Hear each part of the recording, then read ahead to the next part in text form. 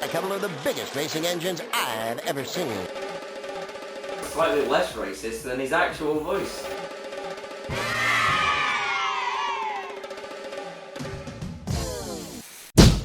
Hello and welcome to Lost the Plot, the crazy movie making shit show. I'm Mike. What were you meant to be doing today? I think we're here to draw a genre card, a location card, an actor, and a wild card, and we're gonna conjure up a movie. Yes. Yes, we are. Okay, I'll let you do the honors of drawing the cards. Okay. Alright, the title of this movie is gonna be... It's a biopic. Ooh.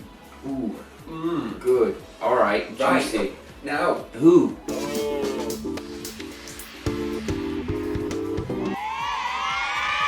Simon Cowell.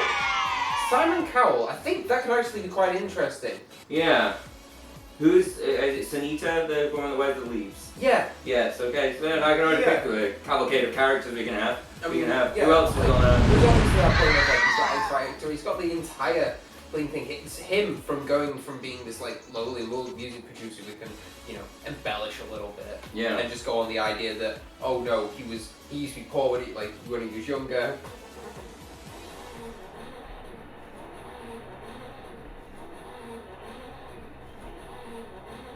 But the producer, you break. So it was being like a music producer and him to hit the TV conglomeration that he's got at this moment in time.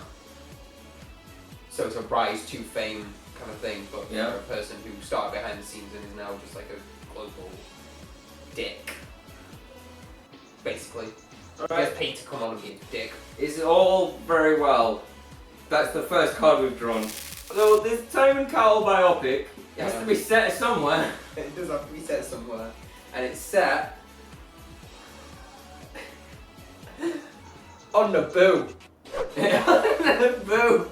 On Naboo. Okay, I don't think we really thought this through when we put the biopic card in there, so this is going to be interesting. It is indeed.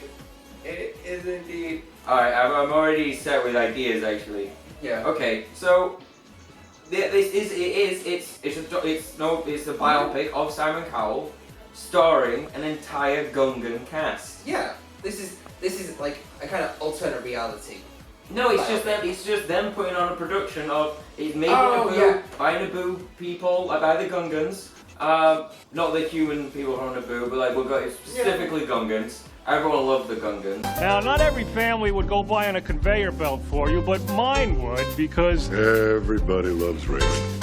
Yeah. Who's going to be playing Simon Cowell as a Gungan? Who's going to be playing a Gungan playing Simon Cowell? This film's already convoluted.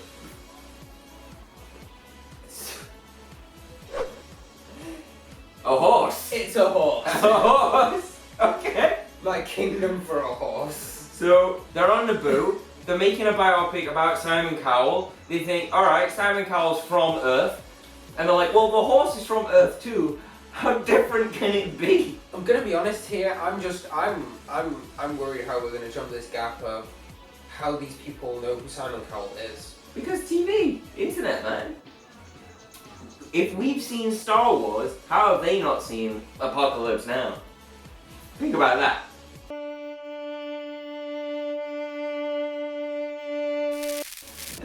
Okay. How's this? Alright, so I'm saying, so they think, alright, Simon Cowell's from Earth, we need something else from Earth. We've got a horse, how different can it be? Put some trousers on him, no, get them way up. And then, yeah, look, Simon freaking Cowell, they've got the same hair. Exactly. Alright. How's he gonna go crazy? I don't know, because everything so far makes complete sense. It's all course. pretty spot on. I can see the whole thing vividly. So how are we gonna mess this up? Dear. Oh dear. Oh dear. Although it might work. This is quite nice. It's a typhoon. All right. Well, they're underwater. Underwater. It already works. Yeah. Okay. There's always a bigger fish. Sometimes. You know when you play, I don't think they call it what we used to call it, but Whispers. and you whisper something in somebody's ear, they whisper into somebody else's ear, and by the end, you start with like switch on the engine, pass it on, you end up with bitch on a pension, suck my dong, that kind of thing. The story of Simon Cowell has had some grave changes in the translation to Naboo. Okay. Right? So it's like, and they also dramatize things. Yeah. So can you imagine it's the like Gungan's Got Talent, like finale. This is like we're gonna find out who the winner is, and then all of a sudden that's when the storm starts. Yeah. And Simon Cowell, that's the point where he rises up and saves the people. This is why they're telling the story of him and making the biopic, because even to them he's known as, we would once a judge on this television show, but there was this one day where he rose up, saved thousands of lives. Gungan City. Yeah. From a typhoon. But it wasn't the Gungan City, it was like London. London. But like, you know. Hello, I am Simon Cowell and I am from London. Well, I think it's gonna be more like because it's a horse. Who are they gonna get to play Dermot O'Leary? Probably just like whatever animal they have lying about. No, you stop it. Dermot O'Leary. He'll do both. And I reckon Stephen Mulhern would probably translate over as well. Yeah. I'm betting on that tall drink of water from the tune system. He may be small in stature, but he's got a couple of the biggest racing engines I've ever seen. Yeah, in their version of like Phantom Menace, instead of Jar Jar, it's just Stephen Mulhern that follows them around, and everyone hated him. They're like, oh, he's just this annoying prick. How no one can be that happy all the time? Stop it with your magic tricks. I don't trust anybody that's that happy. Never mind for that long. I'll give you brief moments where I'm like, yeah, something good happened, celebrate it, rejoice, absorb it, then throw it away, be miserable like the rest of us. Starts with the ending of Pop Idol The Rivals. So you get to see the finale of Pop Idol The Rivals, where girls allowed to win, or Gungans allowed to win. Yeah. Because they just change everything. They're like Smurfs over there. They just take out random words and swap it out with Gungan. Gungans allowed. Yep. Sound of the underwater. Yeah. It was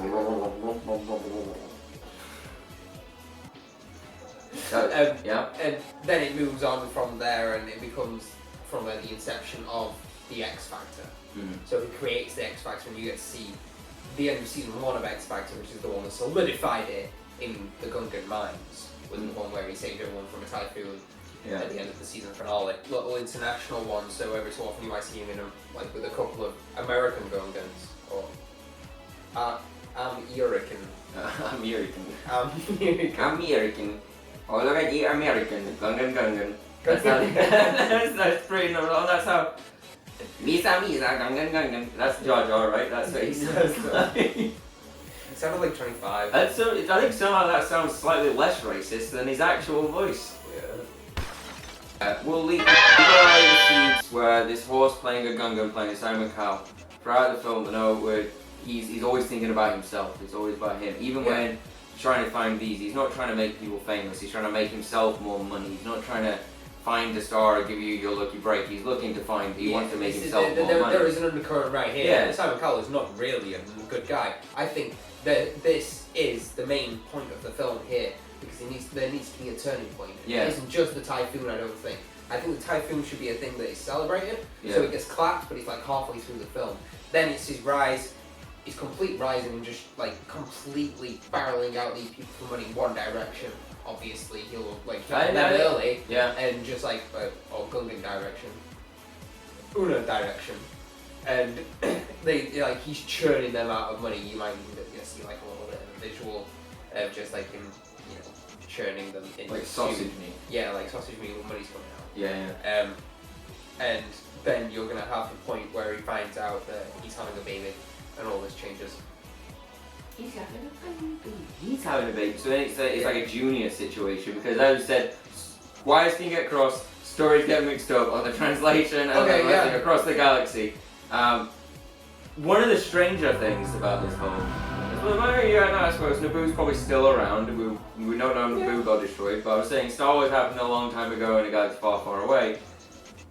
So this, wherever this is way past what happened with Jar Jar in episode 1. This is like and way Jar later. Jar's just, you know, manipulating the entire universe as like Snoke. So Yeah, like, we already know this. yeah, Jar Jar definitely Snoke. It's confirmed. Yep. I think having just, you want to finish with the action set piece. I don't think you want to throw it away in the middle. I think the stuff with One Direction, all that is part of how he show that he's always just thinking about himself. And then it's that moment where then he's forced to have to rise, and originally he goes to run away, and he's like, I'm gonna leave and get out of the studio. He's got like an escape plan. But then he sees like some girl that like auditioned on day 1, and he told her to fuck off and was like, no, you're no good. Get out of my thing, made her cry. Yeah. And he sees her, and then he sees her crying, but all this stuff's happening, and like over the way, like her mum's dead or something, and he's like, and that's when he snaps into action. He's like, oh, I'm such an arsehole. And he goes back and risks his own life and saves all these people.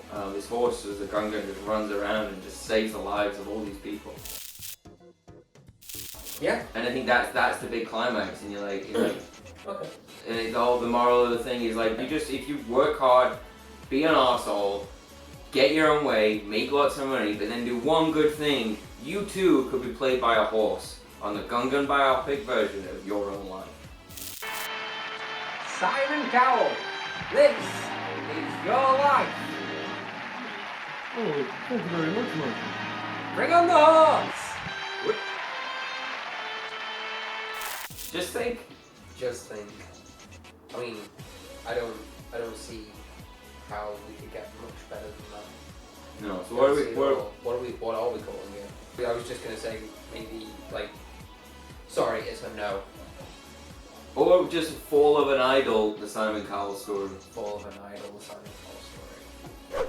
I think that I could see that. Just want to get my story straight though. Was Simon Cowell definitely involved in the pop idol stuff as well, or was that just Pete Waterman? He was involved. He was involved in it. He helped produce it because it was a German company to begin with. Well, it was a German concept to begin with. But Oh, pray tell us all more about this. I'm really interested. Tell me the whole history. basically, Germany created Pop Idol, and then I think it was. I'm just saying that, like, yeah, there's a horse out there. You're not just stuck to playing like Seabiscuit. You don't have to play somebody that gets like turned into glue. You can be someone great, someone like Simon Cowell. You don't have to just sit there in the field grazing, and then run when people tell you. I mean, you can do Don't more. start stereotyping all horses now. This is a bit. Come on, we've tried to break new ground. We're trying to be progressive here. You fucking man. Anyway, thanks for watching. If you would have inevitably done this better, although actually this week I'm saying I'm gonna start the challenge of try to somehow make that better. Exactly. Leave a comment below. Or if you just want to comment on us in general, Just anything about us. down Just there. if you got any like sort of corrections you may want, if you want to sort of like just pick out some flaws, start pulling at that thread and just really unraveling the sweater that is my life, then feel free to do it.